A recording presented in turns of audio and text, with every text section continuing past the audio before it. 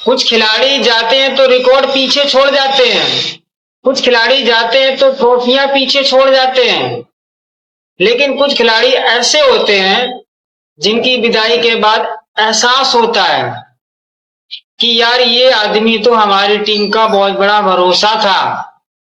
आज अजिंक्य रहाणे ने क्रिकेट को अलविदा कह दिया और इस विदाई में शोर कम था, लेकिन दर्द इतना ज्यादा था, बहुत ज्यादा। अजिंक्य रहाणे शायद ही कभी किसी के सबसे पसंदीदा खिलाड़ी रहे हों, शायद ही किसी बच्चे ने उनका पोस्टर अपने कैमरे में लगाया हो, शायद ही स्टेडियम में उनके नाम के नारे सबसे ज्यादा गूंजे हों, लेकिन एक बात हमेशा तय रही है, जब भारत मुश्किल में होता था तब सबसे ज्यादा भरोसा जिस खिलाड़ी पर होता था उसका नाम था अजिंक्य रहाणे।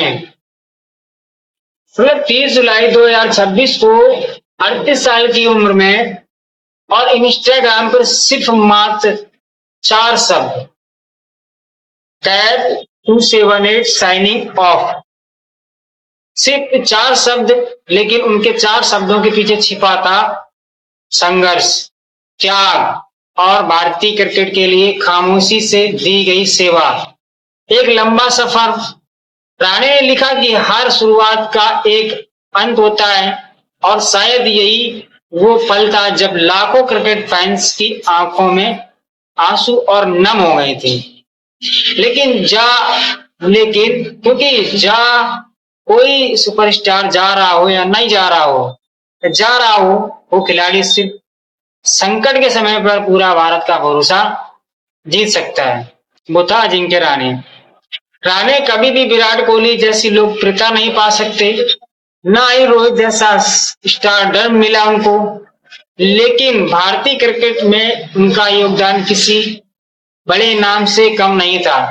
एक आंकड़ा ही काफी है उनके लिए।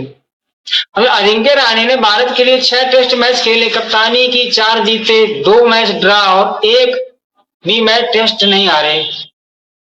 दिसंबर की वो पारी आपको याद होगी, दिसंबर 2020 एडिलेड टेस्ट, भारत में सिर्फ 36 रन पर ऑल आउट टीम हो गई थी। भारतीय टेस्ट इतिहास का सबसे कम और छोटा स्कोर था, पूरी दुनिया उनका मजाक उड़ा रही थी। विराट कोहली वापस भारत लौट चुके थे, मोहम्मद शमी चोटिल हो गए थे और ड्रेसिंग रूम पूरी तरीके से बिखरा हुआ था। ऐसे समय में कप्तानी मिली थी उस समय अजिंक्य रहाणे जी को। फिर आपको याद दिलाता हूं, फिर आया था मेलबर्न, 233 गेंदों में 112 रन, एक कप्तान की ऐसी पारी जिसने सिर्फ मैच नहीं जिताया बल्कि पूरे टीम का आत्मविश्वास वापस लौटा दिया। फिर आपको बताते हैं सिडनी में संघर्ष, फिर गावा में, वो मैदान जहां ऑस्ट्रेलिया 32 साल से नहीं हारा था। भारत ने गावा जीता और गावा जीत लिया, इसके बाद इतिहास रच दिया। लोग यार आज ऋषभ पंत का छक्का याद रखते हैं, शुभमन गिल की बल्लेबाजी याद रखते हैं, सिराज का जज्बा याद रखते हैं, लेकिन उस पूरी कहानी का सबसे शांत हीरो था, वो था अजिंक्य रहाणे। वो आदमी जिसने टूटे हुए ड्रेसिंग रूम को संभाला, वो आदमी जिसने युवा खिलाड़ी से कहा कि कभी डरो मत, खुलकर बोलो और खुलकर खेलो, मैं पीछे खड़ा हूं। यही रहाणे की सबसे बड़ी ताकत थी और वो सिर्फ रन नहीं बनाते थे, वो भरोसा बनाते थे। 85 टेस्ट और मैच 85 टेस्ट में मैच में 5070 रन, मतलब 12 शतक और उनमें से 8 शतक विदेशों में लॉर्ड्स का 103 रन, वो या मेलबर्न का 112 रन। जब मुश्किल में टीम होती थी तो तब रहाणे अक्सर वहीं खड़े मिलते थे।